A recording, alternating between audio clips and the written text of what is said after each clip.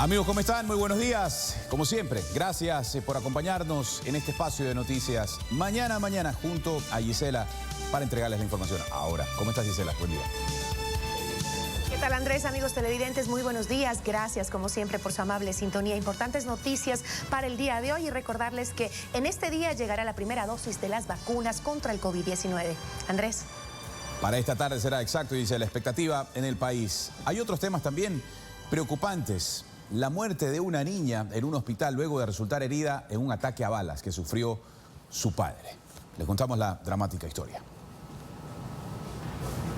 Los médicos trataron de salvar a la pequeña Abby, de tan solo 1 año de edad, quien llegó hasta el Hospital Francisco de Icaza Bustamante con un disparo en la cabeza. Pero en el quirófano, la menor no resistió. Criminalística en el punto para el levantamiento del cuerpo. Horas antes, este video registraba el hecho. Un hombre dispara contra Luis Jaramillo Quimí, de 30 años, en 6 ocasiones. Una de las balas alcanzó a la pequeña. Dicen que llegó en una moto ¿Ya? Y le disparó 5 disparos. ¿Pero que entraron a la casa? No, fuera de la casa lo cogieron y el cuerpo cayó dentro de la casa. Y también le cayó un disparo a la bebé. Según se conoció, el asesino sería alguien a quien toda la familia de las víctimas identifica. A esto se suma que Luis Jaramillo tenía antecedentes. Lamentablemente nos está pasando una factura muy alta el tema del microtráfico y esperemos dar con el paradero, insisto, del autor de este lamentable hecho de sangre acá en el sur de Guayaquil. El video podría ser clave para dar con el asesino de padre e hija. Mauricio Ceballos, TC Televisión. Y también en el Cantón Milagro se registra una nueva muerte violenta. En otro caso de sicariato, un joven con antecedentes penales fue asesinado con varios disparos. No sé, vengan el carro de ahí. La víctima mortal del tercer caso de sicariato registrado en lo que va de enero en el Cantón Milagro fue identificada como Jorge Augusto Romero Moncayo, de 27 años de edad. De manera preliminar tenemos que la persona fallecida, Romero Jorge, presenta antecedentes delictivos por extorsión. El joven viajaba como copiloto de esta camioneta, cuyo conductor, identificado como Kevin Steven Ordóñez Sellán, de 30 años, también fue impactado por las balas. Había sufrido heridas también por arma de fuego. Él se encuentra en el Hospital León Becerra, atendido por los galenos de turno. 4 impactos de bala al señor del carro que iba manejando, al otro se baja del carro y le dan bala ahí. La esposa del herido viajaba en la parte posterior del vehículo y resultó ilesa. La escena del crimen fue la intersección de la avenida Colón y Otto Arosemena, al sur de Milagro, en donde sus moradores exigen más seguridad. Porque la policía se dedica a perseguir a la gente que trabaja, no a los delincuentes. Son así siempre que son en moto que andan estos tipos así cometiendo sus cosas. La camioneta presentaba orificios en varias partes y criminalística halló indicios balísticos que serán analizados como parte de las investigaciones que apuntan a establecer el móvil del crimen y a los responsables que huyeron a bordo de una motocicleta con dirección al sector Las Piñas. En Milagro, Miguel Laje, TC Televisión.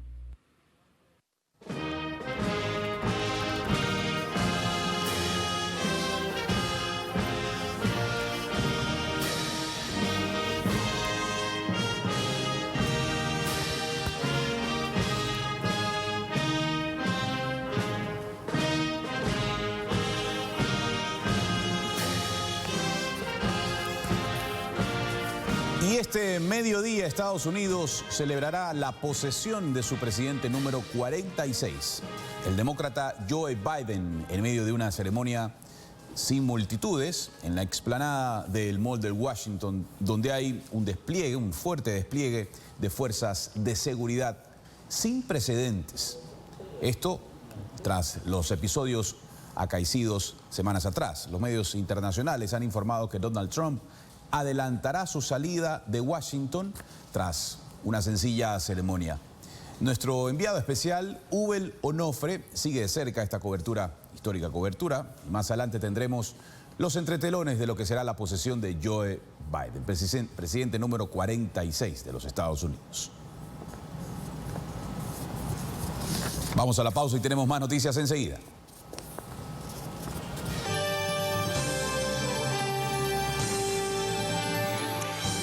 Seguimos informando, pero antes le recordamos que este noticiero es retransmitido por Radio Positiva 860 AM en Quito.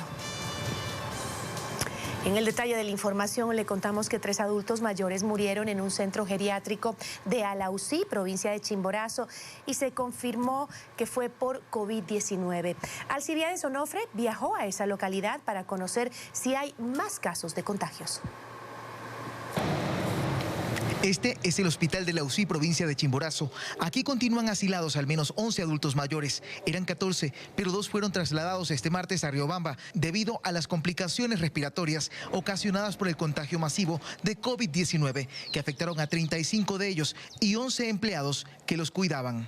A la situación social que se presentó en Navidad, Año Nuevo y los Reyes Magos, en donde la gente cometió actos de indisciplina. En esta casa de salud básica centenaria, asistida hace 2 años por hospitales móviles, ante sus condiciones, apenas se les brinda oxígeno a quienes están levemente afectados. Habíamos hecho un plan de contingencia y un área específica con 5 camas, porque no creíamos que íbamos a tener una explosión tan grande. Al momento tenemos 16 camas habilitadas para pacientes COVID.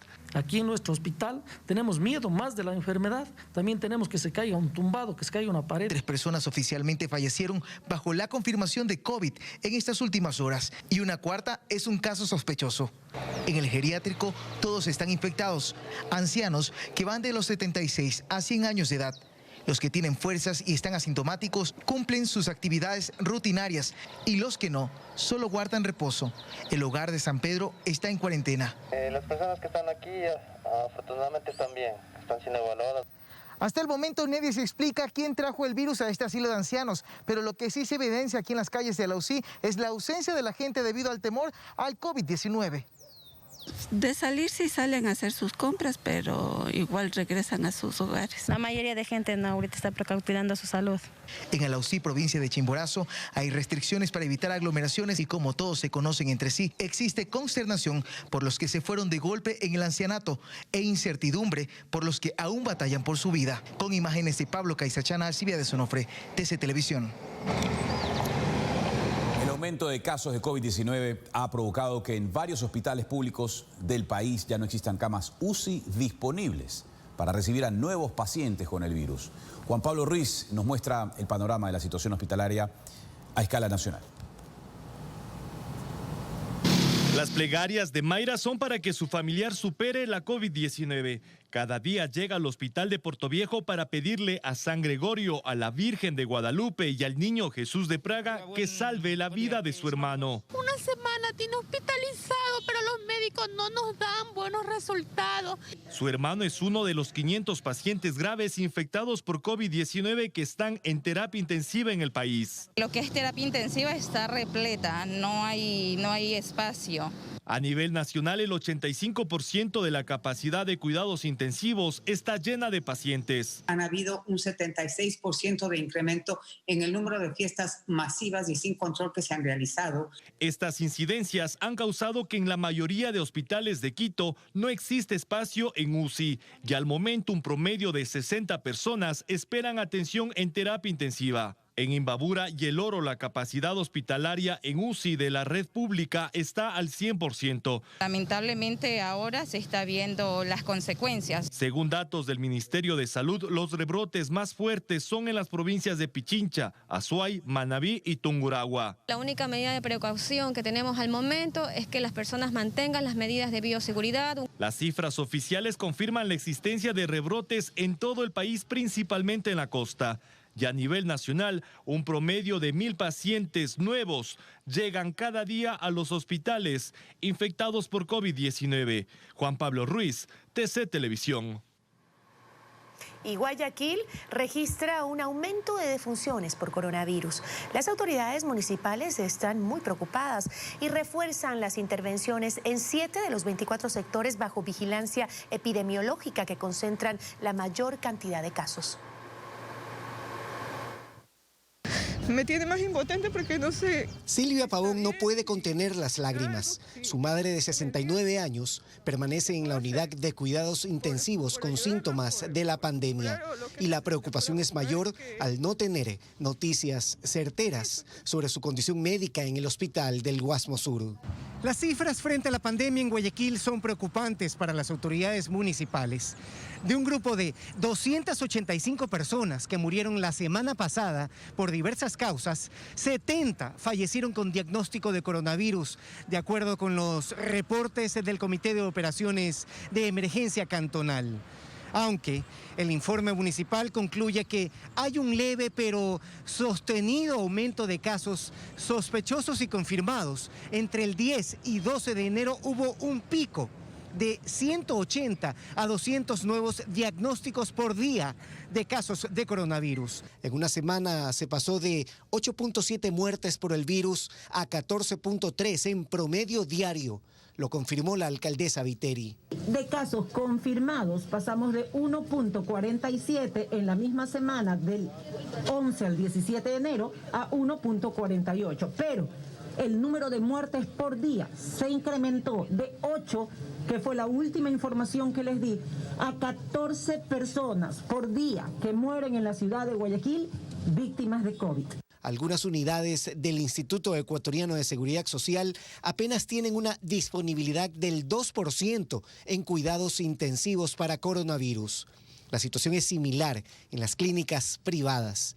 Los centros del Ministerio de Salud Pública reportan entre un 88 y 90% de ocupación. Los pacientes graves pueden permanecer entre 10 y 12 días en la unidad de cuidados intensivos. La mitad fallece por la complejidad del cuadro, debido a enfermedades asociadas o por la agresividad del virus. El virus es algo serio, algo serio. Mi primo era joven. Mi esposo estuvo positivo, mis 2 hijos también.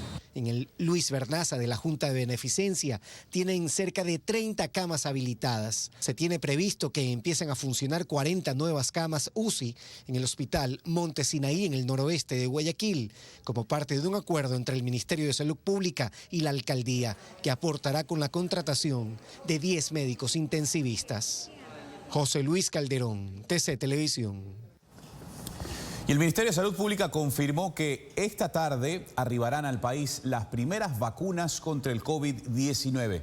Esto dentro de la fase 0, también denominada Plan Piloto. Llegarán primero a Quito para luego ser trasladadas a Guayaquil y Cuenca. Este miércoles 20 de enero arribarán a Ecuador las primeras vacunas contra el COVID-19. Las dosis fabricadas por Pfizer y su socio BioNTech llegarán al aeropuerto Mariscal Sucre de Quito aproximadamente a las 16 horas. Así lo informó el Ministerio de Salud Pública a través de un comunicado oficial. Este primer lote, después del desembarque inicial, irá a Guayaquil y algunas dosis posteriormente serán trasladadas a Cuenca. En el comunicado se recuerda que en la fase 0 o plan piloto se vacunará al personal de primera línea de atención médica, a adultos mayores que se encuentren en establecimientos geriátricos y a las personas que se ocupan de su atención. 86,000 dosis serán entregadas por Pfizer en esta fase. Las vacunas en Ecuador serán gratuitas para la población. El acuerdo del gobierno con la farmacéutica estadounidense es de casi $24 millones por 2 millones de dosis. Alberto Luna, TC Televisión.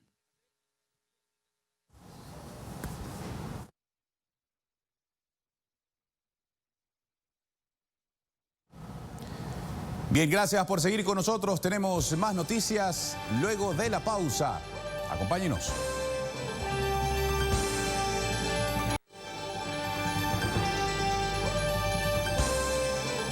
Seguimos con más. Juan Zapata, titular del COE Nacional, advierte que las organizaciones políticas no están respetando el protocolo de bioseguridad durante sus actos proselitistas. Pichincha, Guayas y Manabí registran la mayor cantidad de aglomeraciones por eventos políticos. Esto captó una de las cámaras del ECU 911 el 15 de enero en Azogues. Un grupo de simpatizantes de una organización política se reunió para apoyar a su candidato, pero no hubo distanciamiento social. Es más, uno de los asistentes decidió quitarse la mascarilla.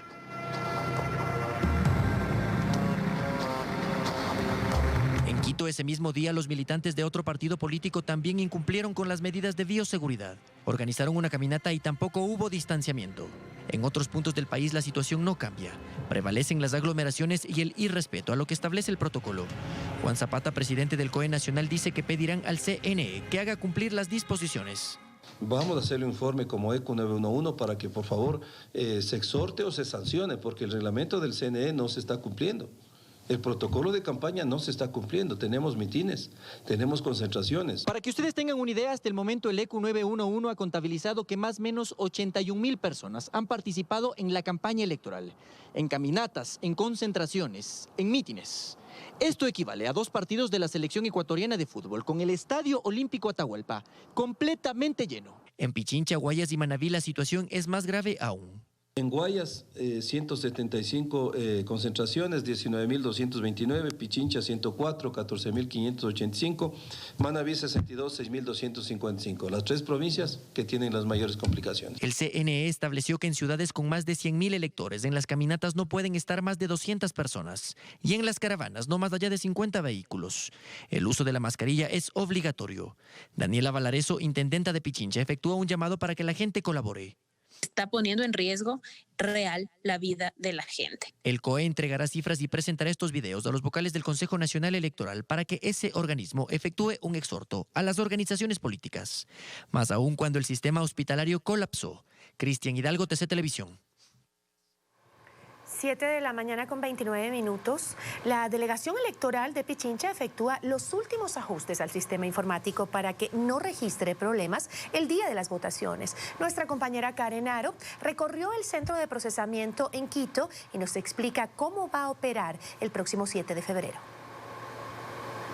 A 19 días de las elecciones del 7 de febrero, la delegación electoral de Pichincha pone a punto los 357 equipos que serán usados con el sistema informático para el procesamiento de datos y resultados. Las máquinas están en constante prueba para garantizar que el día de los comicios no fallen. Lo que estamos corrigiendo es la intermitencia. Los enlaces de datos están un poco intermitentes, pero no deja de existir sistema. Este es el centro de procesamiento electoral de la provincia de Pichincha. Hasta este lugar llegará toda la información que se recolecte desde los diferentes recintos electorales. En esta zona completamente abierta, laborarán en turnos de 12 horas alrededor de 400 personas. El personal contratado participa de ejercicios reales como parte de su capacitación. Se entrenan en el manejo del sistema desde el escaneo de actas hasta la digitación de datos. Una vez que son escaneadas las actas en cada una de las juntas receptoras del voto, son subidas a nuestra página web, pueden ser consultadas por la ciudadanía y sobre todo por las organizaciones políticas. En este espacio se montó un archivo donde se almacenará las actas con el número de votos de cada recinto por parroquia. Hasta este punto llegará todo el material. Hasta llegar a la Junta Provincial Electoral, quien realiza la aprobación de las actas. Como medidas de bioseguridad, todo el personal usa mascarilla. Hay un equipo que se encarga de la desinfección constante. Sin embargo, la distancia entre uno y otro es mínima. Pese a eso, se evita que haya contacto entre ellos. Karen Aro, TC Televisión. Silka Sánchez, vocera de Álvaro Noboa, rindió su versión en la Fiscalía como parte de la denuncia que presentó en contra de 4 integrantes del CNE. En tanto, los consejeros esperan el pronunciamiento del Tribunal Contencioso a la apelación que presentaron tras ser destituidos en una sentencia de primera instancia.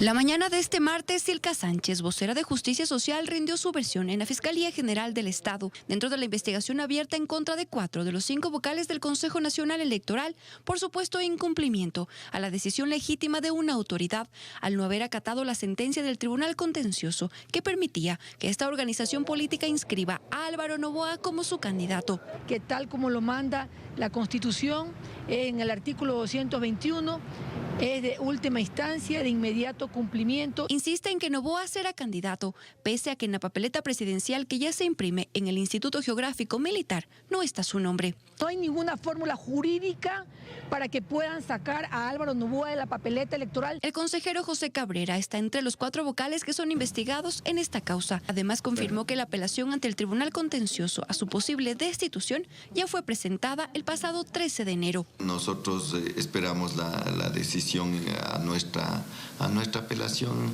Mientras tanto, el proceso electoral no se detiene en nada. Byron Torres es el abogado de los consejeros Diana Tamaín y José Cabrera. Explicó el contenido de la apelación. La garantía del derecho a la defensa que fue vulnerada por el señor juez en todo el proceso. Este recurso lo deberá conocer el Pleno del Tribunal y en 10 días, según el reglamento de trámites, deberá pronunciarse sobre si se ratifica o no en su destitución. Karen Aro, TC Televisión.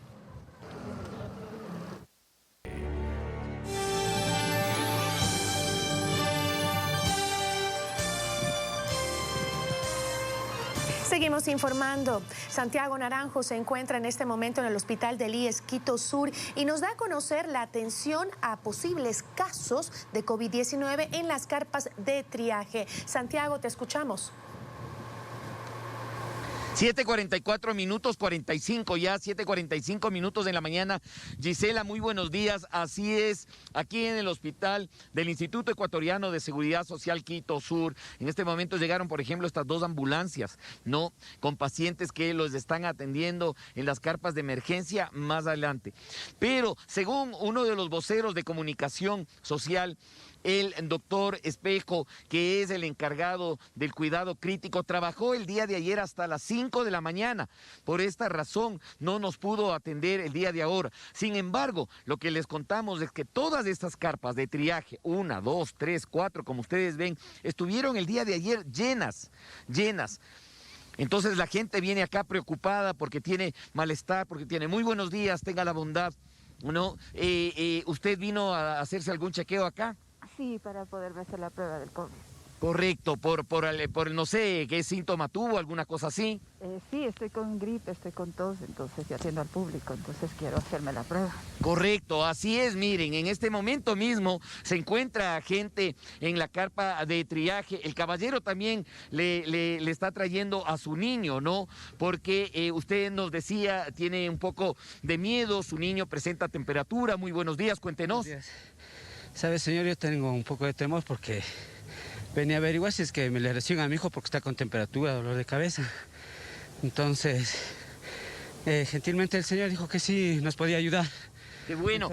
Ahí nos contaba, la población dice, hoy tarde posiblemente ya están acá las vacunas, las primeras vacunas. La gente como que se está relajando por eso. Dice, ya, como ya hay vacunas, entonces ya no hay problema. Me voy a vacunar y ya no voy a tener COVID. No se trata de eso. Tenemos que seguir con toda la prevención. Así es, señor. Tenemos que seguir con la prevención porque esto no realmente es un virus, pues no, en el cual nosotros debemos poner de nuestra parte y toda la ciudadanía cuidarnos.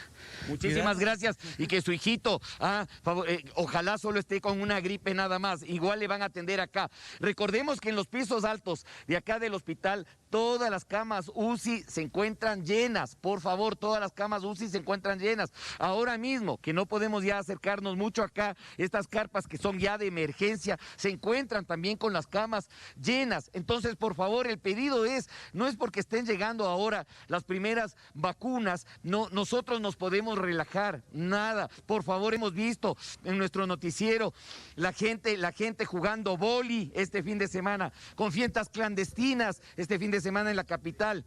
Entonces, por favor, no podemos relajarnos. Ahí está la prueba, nosotros estamos evidenciando esto. Las carpas de triaje llenas, el triaje, le contamos a la población, ¿no es cierto? Son las carpas que recién se hacen las pruebas, pero obviamente la gente viene con sus malestares. La carpa que está con los familiares acá atrás también se encuentra llena. Entonces, por favor, les pedimos mucho cuidado, por favor con esa. Ya vienen las vacunas y no me voy a contagiar, ¿no? En este momento le damos paso en el puerto principal, ¿sí? Le damos paso a Andrés. Muy buenos días. Andrés, eso lo decimos. Estamos nosotros palpando todos los días, tanto en el puerto principal, en Cuenca, en toda la ciudad estamos palpando que las camas se encuentran llenas. Cuidado con que vengan las vacunas y yo ya me libré del virus. Andrés, muy buenos días. Es así, Santiago, muy buenos días. Hay que seguir insistiendo y seguir recalcando que la prevención y el cuidado personal será nuestra mejor arma para combatir el COVID-19.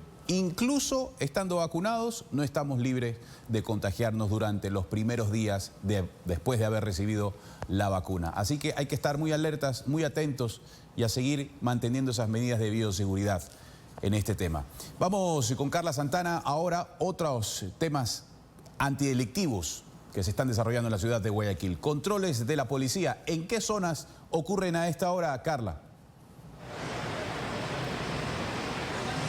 ¿Qué tal, Andrés? ¿Cómo estás? Buenos días, amigos televidentes. Efectivamente, en varios puntos de la ciudad, ahora nos encontramos nosotros en el centro de Guayaquil, específicamente en las calles Vélez y Rumichaca, donde pues la policía está haciendo su trabajo luego de estas últimas muertes violentas registradas en la urbe. Justamente queremos conocer a detalle pues cómo está trabajando el ente operativo, el ente investigativo y estratégico de la policía sobre estas últimas muertes. Para eso vamos a entrevistar al coronel de la policía, Fernando Vaca, jefe del distrito 9 de octubre, justamente para saber cuáles son los resultados investigativos. Coronel, muy buenos días. Información.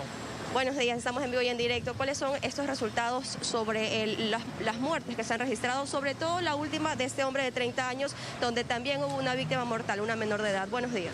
Buenos días, muchas gracias. Efectivamente, la Policía Nacional, inmediatamente después de cometido el acto delictivo, aproximadamente a las 14:20 de la tarde de ayer, todas las unidades investigativas de la Policía Nacional, incluidas criminalística, DINASED, el eje preventivo, nos apostamos en el lugar a levantar las huellas, indicios y vestigios que nos permitan dar, primero con la identificación de los presuntos autores, cómplices y encubridores de lamentable hecho que deja como resultado 2 víctimas mortales, un ciudadano de aproximadamente 30 años de edad y una víctima inocente de 1 año de edad. ¿Estarían relacionadas tal vez, coronel, las 4 últimas muertes registradas el día de ayer? Bueno, las 4 entre sí a lo mejor no tienen relación, pero tienen un común denominador que sería, de acuerdo a las informaciones preliminares que manejamos, tienen un común denominador que sería el microtráfico de sustancias de estupefacientes. ¿Se continúan realizando las investigaciones para dar con el paradero de las personas responsables de estos muertos? Efectivamente, la Policía Nacional desde el día de ayer no ha cansado, no ha parado la mano, está levantando indicios, cotejando datos, relacionando hechos. Asimismo, se ha hecho algunos exámenes tecnológicos en el sector de acuerdo a las herramientas que nos han proveído en el lugar y estamos prácticamente, pues tenemos identificados a los autores del lamentable hecho e insisto, esperamos en las próximas horas darles resultados positivos a la ciudadanía, ya que no existe el crimen perfecto. Perfecto, muchísimas gracias, coronel. En todo caso, estamos viendo el trabajo arduo de la Policía Nacional, en este momento un operativo también por la seguridad justamente de los ciudadanos, quienes también están un poco aterrorizados con lo ocurrido en la ciudad y esperamos pues obviamente que los resultados también sean positivos para la ciudad de Guayaquil. Es toda la información que tengo hasta el momento, compañeros. Nos vamos a una pausa y regresamos aquí en el noticiero.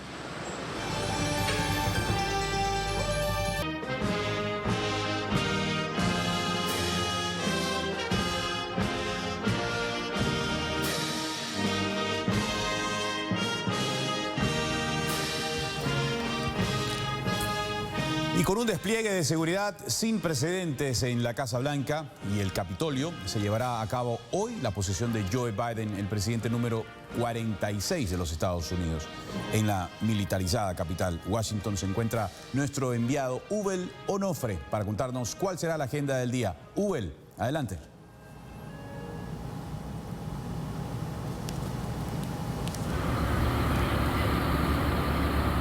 Hoy es un día histórico para los Estados Unidos y también intenso en el que Joe Biden asume el poder. El tema de la inauguración este año será América Unida y está previsto que a las 10:30 en el Jardín Oeste del Capitolio, Joseph Biden Jr. tome juramento como el presidente número 46 de los Estados Unidos. Lo hará junto con su vicepresidenta electa Kamala Harris. Acto seguido emitirá su discurso donde posiblemente hablará sobre su estrategia para controlar la pandemia, reconstruir su país y sanar a la una nación que se encuentra polarizada.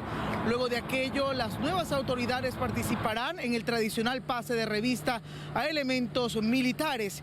Y a las 2, bajo un fuerte resguardo, los Biden caminarán hacia la Casa Blanca por la icónica avenida Pensilvania, esta vez sin la presencia de civiles, pero sí escoltados por los representantes de las diferentes ramas del ejército. Después visitarán el cementerio de Arlington para depositar una ofrenda floral al soldado desconocido. Allí se sumarán los expresidentes y sus exesposas Barack Obama y Michelle Obama, George Bush y Laura Bush, Bill y Hillary Clinton. Mientras esta ceremonia ocurre, la mayor parte de las pertenencias personales de los Biden se trasladarán a la Casa Blanca y serán desempacadas. Hasta ese momento ya se habrá completado una limpieza de arriba a abajo de todo el campus de la Casa Blanca con atención especializada, alfombras, cortinas y superficies. En la noche habrá un especial al puro estilo de Hollywood con la presencia de grandes estrellas, con lo que se completará la agenda de una transmisión de mando blindada con una seguridad sin precedentes en la historia. Muchísimas gracias, Ubel. Y ahora le contamos que el presidente Joe Biden tiene un historial trágico en su vida. Él ha perdido seres muy cercanos e importantes para él. En el siguiente resumen le contamos más detalles del mandatario electo de los Estados Unidos. Robinette Biden Jr. nació el 20 de noviembre de 1942 en Scranton, una ciudad de clase trabajadora en el estado de Pensilvania. Elegido al Senado en 1972 como uno de los parlamentarios más jóvenes en la historia, Biden cuenta con una larga carrera política, incluida una postulación por la candidatura presidencial demócrata en 2008, que finalmente ganó Obama. Tras pasar más de 3 décadas de servicio en el Capitolio, fue durante 8 años el vicepresidente de Barack Obama.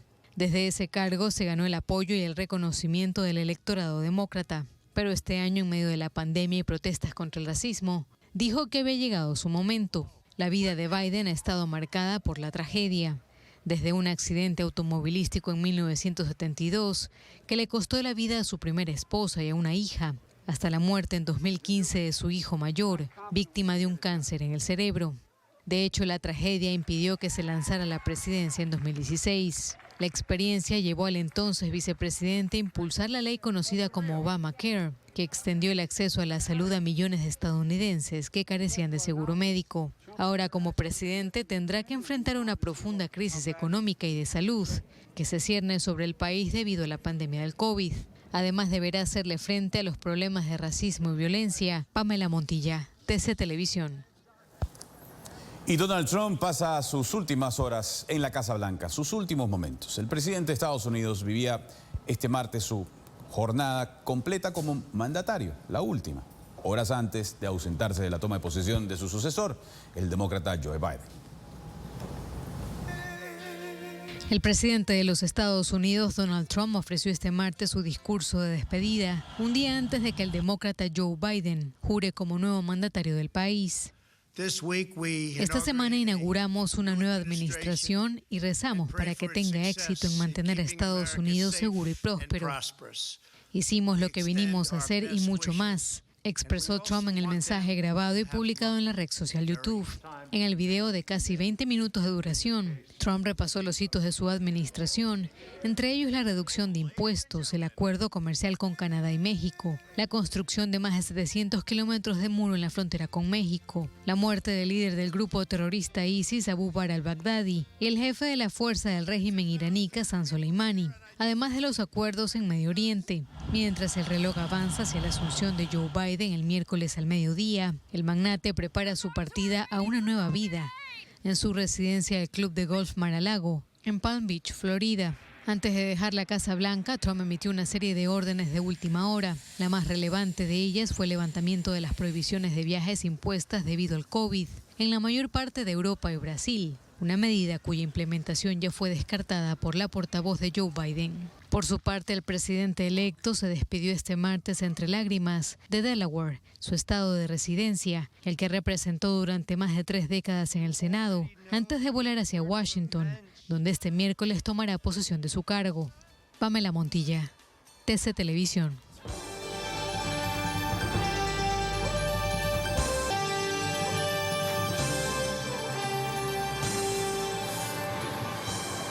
Seguimos informando. Le contamos que venezolanos que emigraron al Ecuador por la grave crisis que atraviesa su país dicen que volver no es una opción para ellos.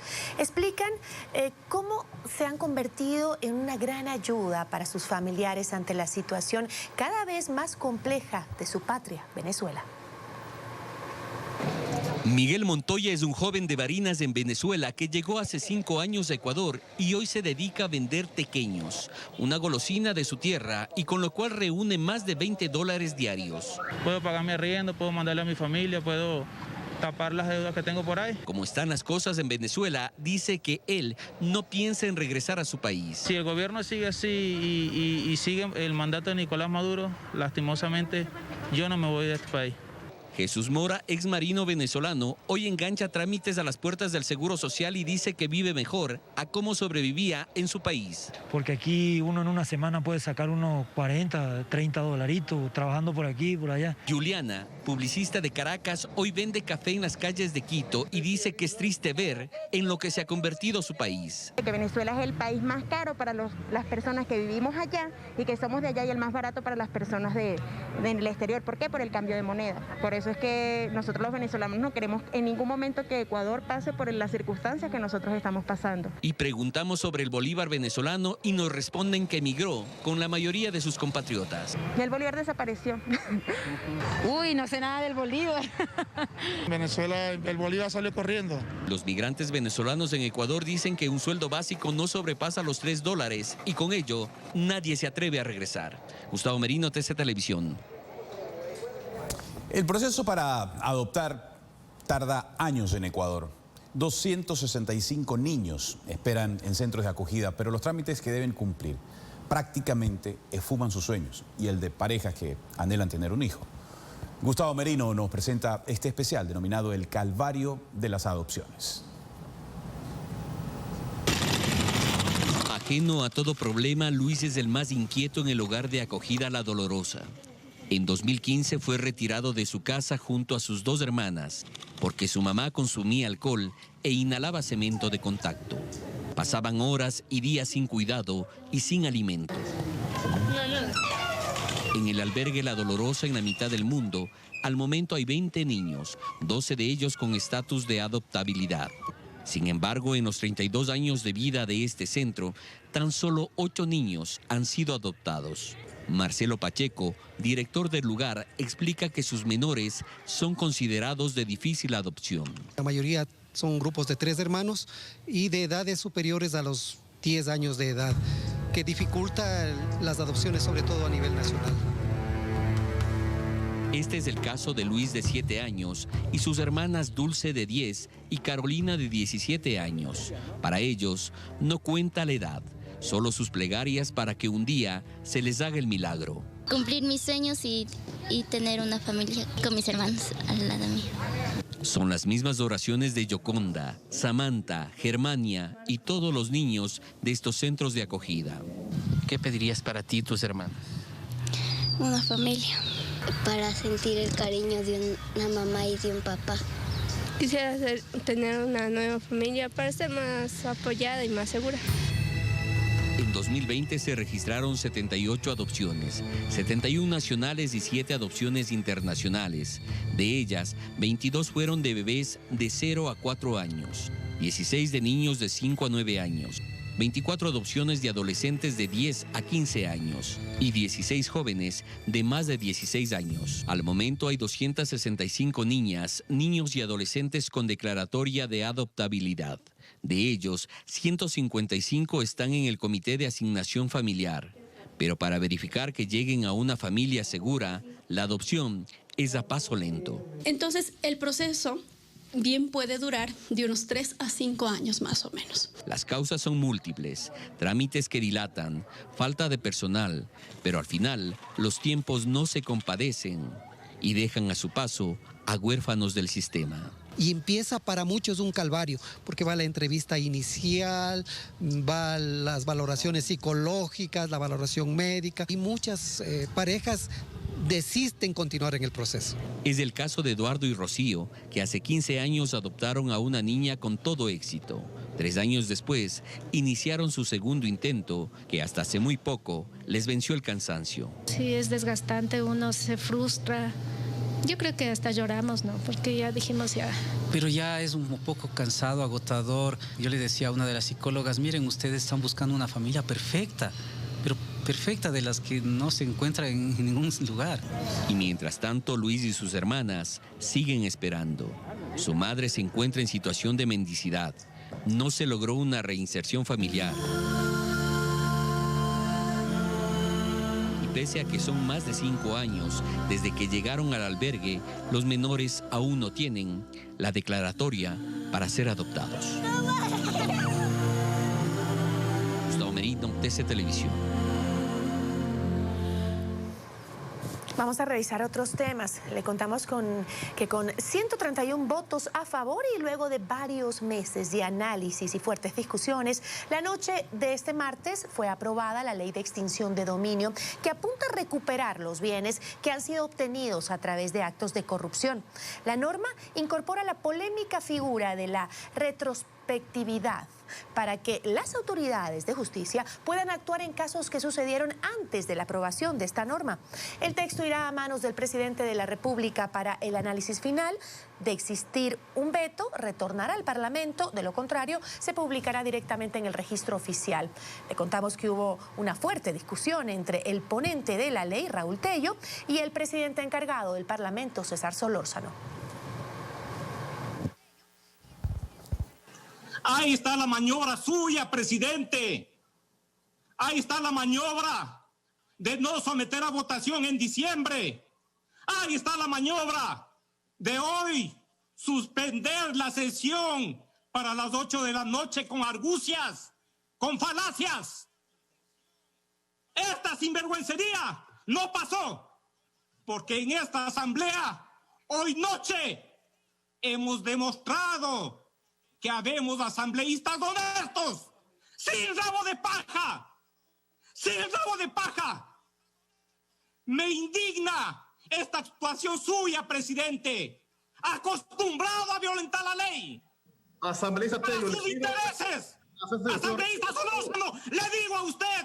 Le pido respeto, Tello, o su respeto, le estoy respetando. ¿Y usted por qué no respeta al país? ¿Y por qué no respeta la ley? ¿Por qué no respeta? Usted no es respetuoso de la ley. Respetar al pleno de la Asamblea Tello. ¿Y usted por qué no respeta? Y se presta para estas maniobras. Última vez. Para estas maniobras de los corruptos. Hoy día hemos llegado a este punto. Y qué bueno que hoy llegamos a la parte final de una ley ampliamente debatida. Lo que pasa en la Asamblea Nacional.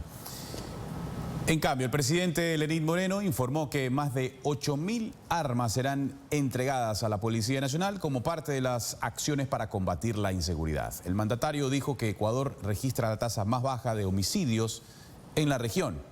Además, informó que en el 2020 las incautaciones de droga registraron un aumento del 56% en comparación al 2019.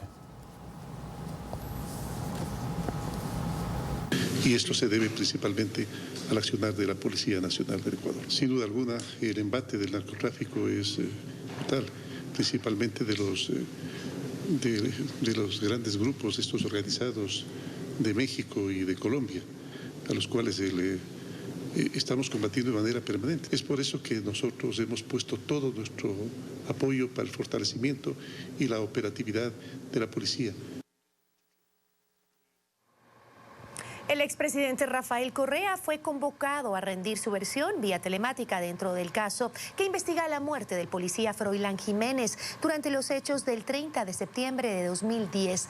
El abogado de 4 militares investigados por este caso pidió que se desclasifique información reservada que pueda servir para determinar responsabilidades.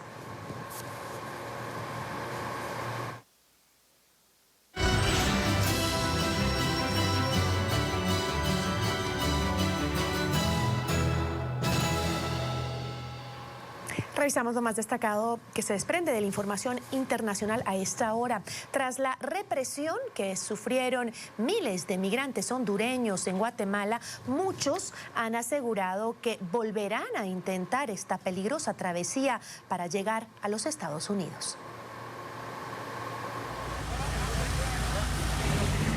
Cabizbajos, los migrantes hondureños que integraban la caravana que fue disuelta el lunes en Guatemala llegaron el martes en un camión militar a la frontera con su país y afirman que no desistirán del sueño de llegar a Estados Unidos. Sí, yo quiero volver a intentar. Nosotros no queremos regresarlos para Honduras porque ya estamos macaneados. Nosotros queremos regresar otra vez de vuelta.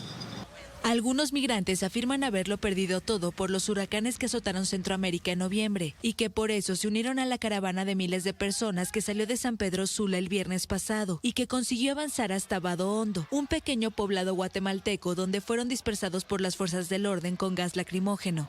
Además aseguran que huyen de la crisis económica y de la violencia de las pandillas y el narcotráfico en Honduras. Todo eso, nosotros no tenemos nada, perdimos todo, no tenemos casa, nada. Por eso nosotros hemos buscado el sueño americano porque queremos levantarlos algo más, pues ayudar a nuestra familia. Ese es el sueño de nosotros. Guatemala autoriza el ingreso siempre que el viajero lleve documentos en regla y una prueba negativa de COVID-19, requisitos que se saltó la masa y por ello fueron reprimidos. La mayoría afirma que intentará de nuevo emigrar a Estados Unidos, donde esperan mejorar sus condiciones de vida. Desde octubre de 2018, más de una docena de caravanas han salido de Honduras rumbo a Estados Unidos, pero la mayoría ha fracasado por el recrudecimiento de los controles. Este último grupo partió esperanzado de mejores condiciones migratorias con la salida del presidente estadounidense Donald Trump, férreo antiinmigrante.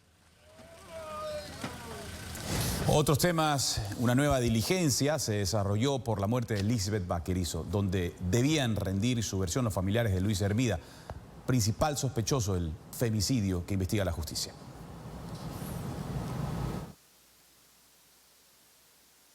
Por la justicia. Ahora las autoridades también están tras la pista de Bolívar Hermida, Nancy Núñez y Miguel Ángel Hermida. Son quienes este martes estaban solicitados por la Fiscalía a rendir su versión libre y voluntaria por el delito de femicidio en el caso de Lisbeth Vaquerizo, la joven que el pasado 21 de diciembre murió por golpes contundentes en la cabeza, heridas que fueron selladas con pegamento. El abogado Alexander Espinales, patrocinador de la familia Hermida Núñez, aseguró que sus defendidos no acudirán a rendir su versión mientras continúen vigentes las boletas que pesan en su contra. Cuando fuimos llamados por Fiscalía comparecimos oportunamente. ¿Cuál era la necesidad de solicitar una orden de detención? Eso se solicita cuando la persona no da las facilidades, cuando la persona no comparece. Lo que ha hecho Fiscalía es entorpecer poder acceder a esa información. Si Fiscalía no hubiera solicitado esas órdenes de detención que aún están vigentes, obviamente ya se hubieran manifestado mis defendidos y hubieran proporcionado la información que tienen. Espinales manifestó que desconoce el paradero actual del principal sospechoso, Luis Hermida, y sus padres y hermanos. Yo he perdido contacto desde la semana anterior con ellos. El número de teléfono que tenían no responde. No tengo conocimiento de cómo entablar este contacto directo con ellos y por lo tanto trabajo jurídicamente con lo que existe en la investigación. La no comparecencia de los llamados a declarar por este caso generó indignación a los familiares de la víctima, quienes continúan con carteles y megáfonos protestando en los exteriores de la Fiscalía La Merced. Una burla más. Están tal vez mirándonos, riéndose de todo lo que representa la justicia. He recibido amenazas que me van a dar un susto y a mí y a mi familia. ¿Usted teme por su vida? Te cuento que no, porque mi vida le pertenece a Dios. Y si en este país a todo el mundo lo callan, solo dándole muerte, aquí estoy. Luego de esta diligencia en la que no comparecieron Luis Hermida y sus familiares, el siguiente paso sería la formulación de cargos. El día de mañana se tienen previstas más diligencias, donde son nuevamente llamados a declarar los familiares de Hermida, además los funcionarios de la funeraria, pero ahora por el delito de fraude procesal. Vanessa Filella, TC Televisión. 8 de la mañana con 24 minutos. Un hombre de avanzada edad fue encontrado sin vida en un baño del área de carga internacional del aeropuerto Mariscal Sucre de Quito. Fernando Escurra nos cuenta cuáles serían las causas de su muerte. Cerca del mediodía del martes, un trabajador del aeropuerto alertó a la policía luego de ver el cuerpo de un hombre en una de las baterías sanitarias. El fallecido laboraba en la terminal aérea. Trabajaba en una empresa aparentemente de carga y la persona más o menos tendrá unos 60 años de edad aproximadamente. Según peritos de criminalística, el cuerpo no tenía huellas de violencia. Una primera hipótesis de la muerte sería problemas de salud, según información que dieron los familiares. Había tenido una operación a corazón abierto meses antes, entonces esto puede darnos una pauta de cuál fue la posible causa de muerte. La autopsia determinará la causa de la muerte. La policía no descarta que sea a consecuencia del coronavirus. El fallecido era oriundo de Guayaquil. El tiempo aproximado de muerte corresponde a unas 6 a 8 horas. Sí, en ese lapso la persona habría estado ingresada aquí en estas baterías sanitarias. El cadáver fue llevado a la morgue de la capital. Luego de las pericias forenses será entregado a sus familiares. La unidad de muertes violentas estará a cargo de las investigaciones. Fernando Escurra, TC Televisión. Asesinado tras recibir una puñalada durante una riña en el centro histórico de Quito. El presunto homicida fue detenido. Este video lo grabó un testigo de la pelea. Se puede ver cómo quedó la víctima luego que el agresor lo atacara con un arma blanca. Esto fue a plena luz del día en una concurrida plaza del teatro en el centro de Quito. Existe la agresión y la herida a la altura del cuello. El agresor intentó escapar, pero fue sometido por la policía. Luego de revisar el récord policial, se evidenció que tanto la víctima y el victimario tienen antecedentes penales por varios delitos. Por heridas y por hurto, incluso por lesiones más graves. La víctima igual registra antecedentes, 5 por robo. En el 2020 hubo 7 indigentes fallecidos en Quito, 4 de ellos en el centro histórico. En lo que va del año es el primer caso que se registra en ese sector de la capital. Quienes visitan la plaza del teatro aseguran que ven robos y consumo de licor. Se ha habido muchas cosas aquí en Plaza del Teatro. Fumaditos y sí, las batidas que hacen los señores policías. Ambos habían tomado licor artesanal. Las investigaciones policiales se centrarán en identificar los sitios clandestinos donde se vende este producto, cuya venta está prohibida. Fernando Escurra, TC Televisión. Le contamos ahora que 4 sujetos fueron capturados en el sector conocido como La Unión, cerca del kilómetro 8 de la vía Durán-Tambo, en la provincia del Guayas, acusados de estar implicados en el robo de 300 libras de camarón de una empresa exportadora situada en la zona. Los sospechosos fueron sorprendidos cuando intentaban vender el producto. Los capturados pues aseguraron que cometieron el ilícito obligados por la situación económica por la que están atravesando sus familias. Un auto cayó sobre un taxi tras perder pista y precipitarse al carril contrario de una avenida. Ocurrió en Loja. Pérdida de pista sería la causa del accidente de tránsito que se registró en la ciudad de Loja la tarde de este lunes en la avenida Manuel Carrión Pinzano, sector El Bosque. Según la policía, este vehículo Suzuki se impactó contra este taxi que llevaba a una pasajera, la cual fue llevada a una casa de salud con pronóstico reservado por la gravedad de sus heridas. Buenas tardes, es un accidente con tipología roce positivo, con estrellamientos, pérdida de calzada, caída en plano inferior y estrellamientos. De igual manera hay un volcamiento. Existen como resultado personas heridas, han sido trasladadas ya despachadas. En este momento el equipo de investigación técnica de la accidentología vial de la Jefatura de Loja estamos haciendo las investigaciones técnicas para poder determinar cuáles fueron las causas del siniestro. Otro herido está fuera de peligro en el hospital Isidro Ayora. Al momento se realizan las investigaciones para determinar los hechos y responsabilidades. En Loja, Carlos Andrade, TC Televisión. 8 de la mañana con 28 minutos se realizaron los sepelios de las 12 víctimas del volcamiento en la provincia de Bolívar. El siniestro ocurrió la noche del domingo cuando la furgoneta en la que viajaban tuvo una falla mecánica y se volcó. 10 de las víctimas de la familia Quesada fueron sepultadas en Guayaquil y 2 en Milagro. Algunos de ellos estaban de vacaciones en el país y justamente ese día debían regresar a Estados Unidos, donde residían normalmente. Un video en redes sociales expone el enfrentamiento físico y verbal entre agentes de tránsito y conductores. Esto tras un operativo en las vías que conducen a General Villamil Playas. Las autoridades están investigando estas imágenes para y estos videos, estos audios, para determinar las causas del incidente, del enfrentamiento, que a decir de algunos choferes que eran sometidos a estos operativos, se dio debido a supuestas exageraciones, supuestos abusos de los agentes durante estos controles en General Villamil Playas.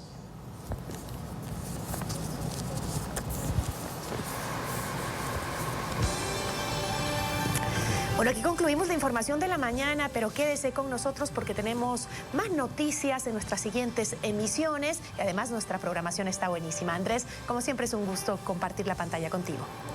Un buen día, Gisela. Saludos para todos. Continúen en TC Televisión.